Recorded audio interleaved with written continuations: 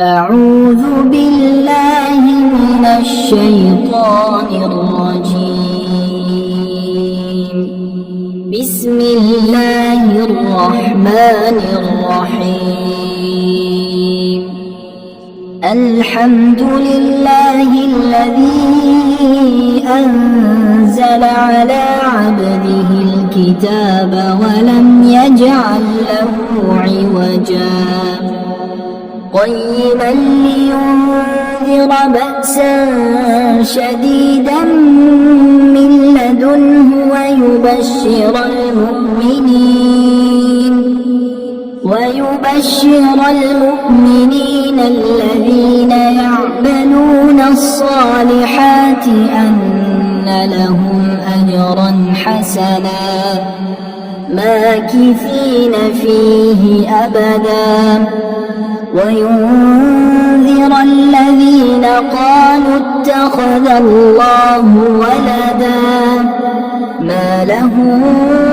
به من علم ولا لآبائهم كبرت كلمة تخرج من أفواههم إن يقولون إلا كذبا فلعلك باخع نفسك على آثارهم إن لم يؤمنوا بهذا الحديث أسفا إنا جعلنا ما على الأرض زينة لها لنبلوهم أيهم أحسن عملا وإنا لجاعلون ما عليها صعيدا جرزا أم حسبت أن أصحاب الكهف والرقيم كانوا من آياتنا عجبا إذ أوى الفتية إلى الكهف فقالوا ربنا آتنا من لدنك رحمة وهيئ لنا من أمرنا رشدا فضربنا على آذانهم في الكهف سنين عددا ثم بعثناهم لنعلم أي الحزبين أحصى لما لبثوا أمدا نحن نقص عليك نبأهم بالحق إنهم فتية آمنوا بربهم وزدناهم هدى وربطنا على قلوبهم إذ قاموا فقالوا ربنا رب السماوات والأرض لن ندعو من دونه إلها لقد قلنا إذا شططا هؤلاء قومنا اتخذوا من دونه آلهة لولا يأتون عليهم بسلطان بين فمن أظلم ممن افترى على الله كذبا وإذ اعتزلتموهم وما يعبدون إلا الله فأووا إلى الكهف ينشر لكم ربكم من رحمته ويهيئ لكم من أمركم مرفقا وترى الشمس إذا طلعت تزاور عن كهفهم ذات اليمين وإذا غربت تقرضهم ذات الشمال وهم في فجوة منه ذلك من آيات الله من يهد الله فهو المهتد ومن يضلل فلن تجد له وليا مرشدا وتحسبهم أيقاظا وهم رقود ونقلبهم ذات اليمين وذات الشمال وكلبهم باسط ذراعيه بالوصيد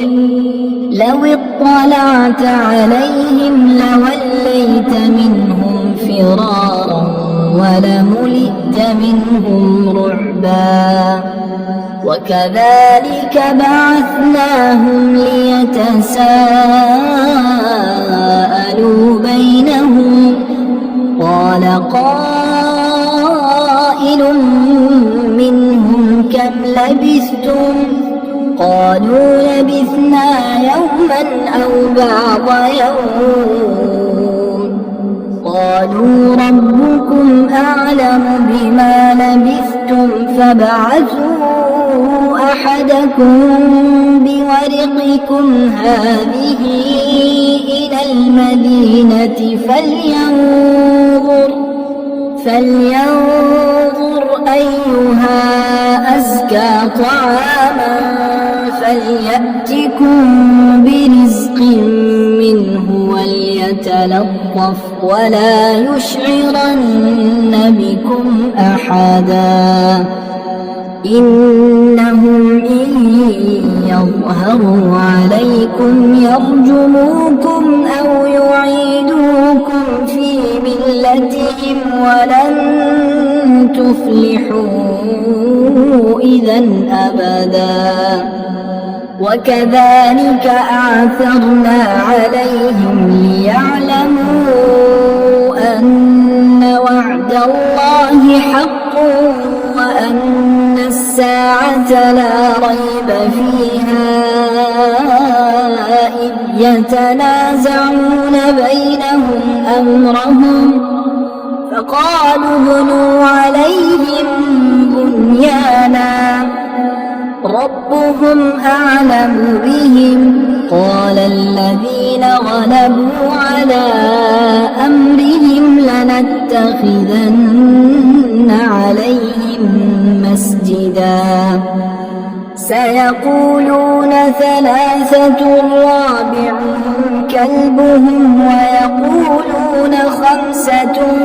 سادسهم كلبهم رجما بالغيب ويقولون سبعة وثامنهم كلبهم قل ربي أعلم بعدتهم ما يعلمهم إلا قليل فلا تمار فيهم إلا مراء ظاهرا ولا تستفت فيهم منهم أحدا ولا تقولن لشيء إني فاعل ذلك غدا إلا أن يشاء الله واذكر ربك إذا نسيت وقل عسى أن يهديني ربي لأقرب من هذا رشدا ولبثوا في كهفهم 300 سنين وازدادوا 9 قل الله أعلم بما لبثوا له غيب السماوات والأرض أبصر به وأسمع ما لهم من دونه من ولي ولا يشرك في حكمه أحدا واتل ما أوحي إليك من كتاب ربك لا مبدل لكلماته ولن تجد من دونه ملتحدا واصبر نفسك مع الذين يدعون ربهم بالغداة والعشي يريدون وجهه ولا تعد عيناك عنهم تريد زينة الحياة الدنيا ولا تطع من أغفلنا قلبه عن ذكرنا واتبع هواه وكان أمره فرطا وقل الحق من ربكم فمن شاء فليؤمن ومن شاء فليكفر إنا أعتدنا للظالمين نارا أحاط بهم سرادقها وإن يستغيثوا يغاثوا بماء كالمهل يشوي الوجوه بئس الشراب وساءت مرتفقا إن الذين آمنوا وعملوا الصالحات إنا لا نضيع أجر من أحسن عملا أولئك لهم جنات عدن تجري من تحتهم الأنهار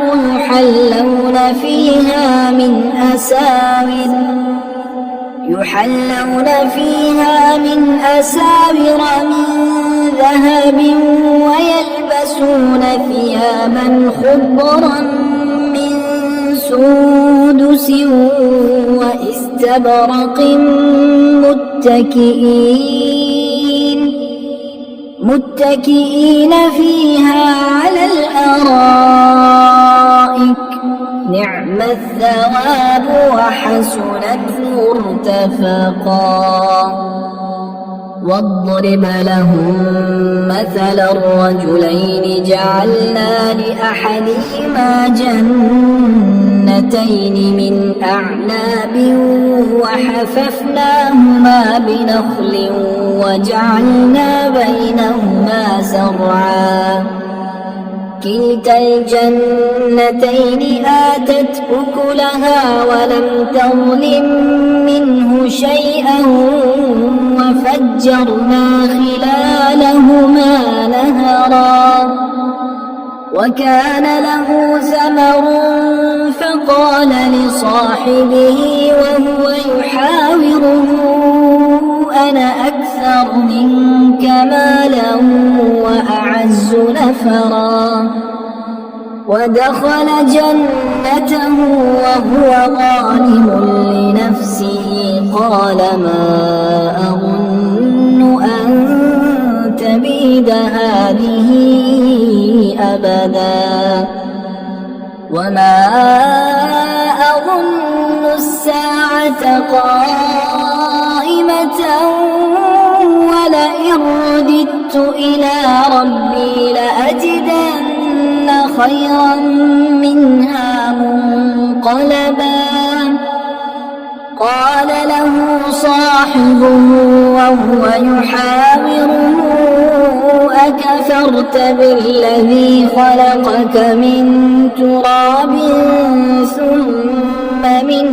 نطفة ثم سواك رجلا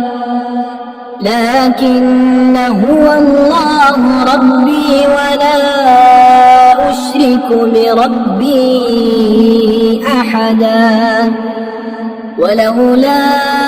إذ دخلت جنتك قلت ما شاء الله لا قوة إلا بالله إن ترني أنا أقل منك مالا وولدا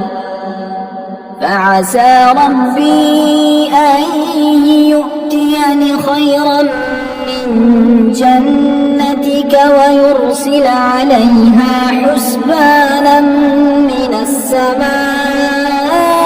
فتصبح صعيدا زلقا أو يصبح ماؤها غورا فلن تستطيع له طلبا وأحيط بثمره فأصبح يقلب كفيه على ما أنفق فيها وهي خاوية على عروشها ويقول يا ليتني لم أشرك بربي أحدا ولم تكن له فئة ينصرونه من دون الله وما كان منتصرا هنالك الولاية لله الحق هو خير ثوابا وخير عقبا واضرب لهم مثل الحياة الدنيا كماء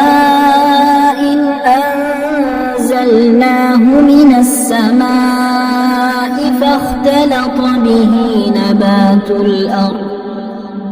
فاختلط به نبات الأرض فأصبح هشيما تذروه الرياح وكان الله على كل شيء مقتدرا المال والبنون زينة الحياة الدنيا والباقيات الصالحات خير عند ربك ثوابا وخير أملا ويوم نسير الجبال وترى الأرض بارزة وحشرناهم فلم نغادر منهم أحدا وعرضوا على ربك صفا لقد جئتمونا كما خلقناكم أول مرة بل زعمتم أن لن نجعل لكم موعدا ووضع الكتاب فترى المجرمين مشفقين مما فيه ويقولون يا ويلتنا ما لهذا الكتاب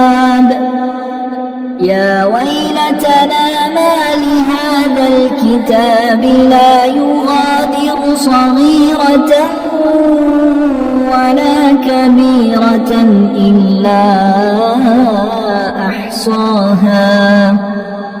ووجدوا ما عملوا حاضرا ولا يظلم ربك أحدا وإذ قلنا للملائكة اسجدوا لآدم فسجدوا إلا إبليس كان من الجن ففسق عن أمر ربه أفتتخذونه وذريته أولياء من دوني وهم لكم عدو بئس للظالمين بدلا ما أشهدتهم خلق السماوات والأرض ولا خلق أنفسهم وما كنت متخذ المضلين عضدا ويوم يقول نادوا شركائي الذين زعمتم فدعوهم فلم يستجيبوا لهم وجعلنا بينهم موبقا ورأى المجرمون النار فظنوا أنهم مواقعوها ولم يجدوا عنها مصرفا ولقد صرفنا في هذا القرآن للناس من كل مثل وكان الإنسان أكثر شيء جدلا وما منع الناس أن يؤمنوا إذ جاءهم الهدى ويستغفروا ربهم إلا أن تأتيهم سنة الأولين أو يأتيهم العذاب قبلا وما نرسل المرسلين إلا مبشرين ومنذرين ويجادل الذين كفروا بالباطل ليدحضوا به الحق واتخذوا آياتي وما أنذروا هزوا ومن أظلم ممن ذكر بآيات ربه فأعرض عنها ونسي ما قدمت يداه إنا جعلنا على قلوبهم أكنة أن يفقهوه وفي آذانهم وقرا وإن تدعوهم إلى الهدى فلن يهتدوا إذا أبدا وربك الغفور ذو الرحمة لو يؤاخذهم بما كسبوا لعجل لهم العذاب بل لهم موعد لن يجدوا من دونه موئلا وتلك القرى أهلكناهم لما ظلموا وجعلنا لمهلكهم موعدا وإذ قال موسى لفتاه لا أبرح حتى أبلغ مجمع البحرين أو أمضي حقبا فلما بلغا مجمع بينهما نسيا حوتهما فاتخذ سبيله في البحر سربا فلما جاوزا قال لفتاه آتنا غداءنا لقد لقينا من سفرنا هذا نصبا قال أرأيت إذ أوينا إلى الصخرة فإني نسيت الحوت وما أنسانيه إلا الشيطان أن أذكره واتخذ سبيله في البحر عجبا قال ذلك ما كنا نبغي فارتدا على آثارهما قصصا فوجدا عبدا من عبادنا آتيناه رحمة من عندنا وعلمناه من لدنا علما قال له موسى هل أتبعك على أن تعلمني مما علمت رشدا قال إنك لن تستطيع معي صبرا وكيف تصبر على ما لم تحط به خبرا قال ستجدني إن شاء الله صابرا ولا يعصينك أمرا. قال فإن اتبعتني فلا تسألني عن شيء حتى أحدث لك منه ذكرا. فانطلقا حتى إذا ركبا في السفينة خرقها قال أخرقتها لتغرق أهلها لقد جئت شيئا إمرا. قال ألم أقل إنك لن تستطيع معي صبرا. قال لا تؤاخذني بما نسيت ولا ترهقني من أمري عسرا. فانطلقا حتى إذا لقيا غلاما فقتله قال أقتلت نفسا زكية بغير نفس لقد جئت شيئا نكرا. قال ألم أقل لك إنك لن تستطيع معي صبرا. قال إن سألتك عن شيء بعدها فلا تصاحبني قد بلغت من لدني عذرا. فانطلقا حتى إذا أتيا أهل قرية استطعما أهلها فأبوا أن يضيفوهما فوجدا فيها جدارا يريد أن ينقض فأقامه. قال لو شئت لاتخذت عليه أجرا. قال هذا فراق بيني وبينك سأنبئك بتأويل ما لم تستطع عليه صبرا. أما السفينة فكانت لمساكين يعملون في البحر فأردت أن أعيبها وكان وراءهم ملك يأخذ كل سفينة غصبا.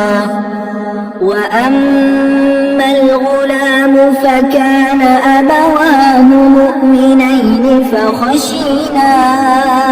أن يرهقهما طغيانا وكفرا. فأردنا أن يبدلهما ربهما خيرا منه زكاة وأقرب رحما. وأما الجدار فكان لغلامين يتيمين في المدينة وكان تحته كنز لهما وكان أبوهما صالحا. فأراد ربك أن يبلغا أشدهما ويستخرجا كنزهما رحمة من ربك وما فعلته عن أمري ذلك تأويل ما لم تسطع عليه صبرا. ويسألونك عن ذي القرنين قل سأتلو عليكم منه ذكرا. إنا مكنا له في الأرض وآتيناه من كل شيء سببا. فأتبع سببا حتى إذا بلغ مغرب الشمس وجدها تغرب في عين حمئة ووجد عندها قوما قلنا يا ذا القرنين إما أن تعذب وإما أن تتخذ فيهم حسنا قال أما من ظلم فسوف نعذبه ثم يرد إلى ربه فيعذبه عذابا نكرا وأما من آمن وعمل صالحا فله جزاء الحسنى وسنقول له من أمرنا يسرا ثم أتبع سببا حتى إذا بلغ مطلع الشمس وجدها تطلع على قوم لم نجعل لهم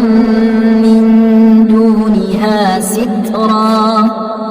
كذلك وقد أحطنا بما لديه خبرا ثم أتبع سببا حتى إذا بلغ بين السدين وجد من دونهما قوما لا يكادون يفقهون قولا قالوا يا ذا القرنين إن يأجوج ومأجوج مفسدون في الأرض